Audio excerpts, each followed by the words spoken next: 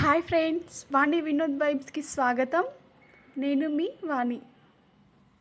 ఈరోజు మనం ఎంతో ఆరోగ్యకరమైన మరియు రుచికరమైన బోడకాకరకాయ కర్రీని ప్రిపేర్ చేయబోతున్నాం. ఇది ఆరోగ్యానికి ఎంతో మేలు చేసే కూర.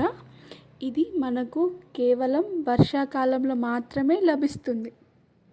క్రమం తప్పకుండా దీనిని ఆహారంలో చేర్చుకోవడం వల్ల మధుమేహం, జీర్ణకోశ సమస్యలు, రక్తంలో చక్కెర స్థాయిలను నియంత్రించడంలో సహాయపడుతుంది. వర్షాకాలంలో దీనిని తినడం వలన జలుబు, దగ్గు లాంటి సమస్యలు తగ్గుతాయి. మరి ఈ రుచికరమైన కూరని ఎలా తయారు చేయాలో చూద్దామా?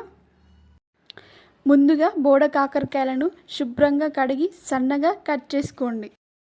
ఇప్పుడు స్టవ్ ఆన్ చేసుకొని ప్యాన్ పెట్టుకోండి. ప్యాన్ హీట్ అయ్యాక 2 టేబుల్ స్పూన్ ఆయిల్ వేసుకోండి. ఆయిల్ హీట్ అయ్యాక 1 స్పూన్ జీలకర్ర, 1 స్పూన్ ఆవాలు వేసుకొని చిటపటలాడించండి.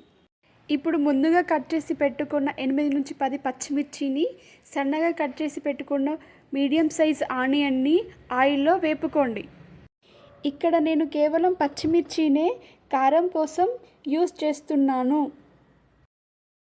ఆనియన్ ట్రాన్స్పరెంట్గా మారిన తరువాత 1 స్పూన్ అల్లం వెల్లుల్లి పేస్ట్ని పచ్చివాసన పోయే వరకు వేపుకోండి.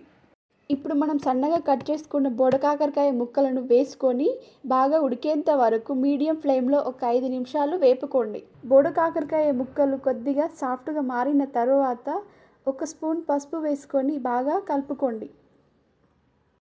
బోడకాకరకాయ ముక్కలు మరింత సాఫ్ట్గా కుక్ అయిన తరువాత సన్నగా కట్ చేసుకున్న 2 మీడియం సైజ్ టమాటా ముక్కలను వేసుకొని బాగా కలపండి. టమాటా ముక్కలు సాఫ్ట్గా కుక్ అయిన తరువాత తగినంత సాల్ట్ వేసుకొని లో ఫ్లేమ్లో ఒక 5 నిమిషాలు కుక్ చేసుకోండి.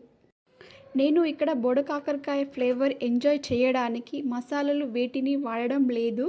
మీకు నచ్చినట్లయితే తప్పకుండా కొద్దిగా గరం మసాలా, ధనియాల పొడి వేసుకొని కుక్ చేసుకోండి. చివరిగా కొత్తిమీరతో గార్నిష్ చేసుకుంటే ఎంతో రుచికరమైన బోడకాకరకాయ కర్రీ మీరు మీ కుటుంబంతో ఆస్వాదించడానికి రెడీ. మీరు ఈ రెసిపీని ట్రై చేసి ఎలా కుదిరిందో తప్పకుండా మాతో షేర్ చేయండి.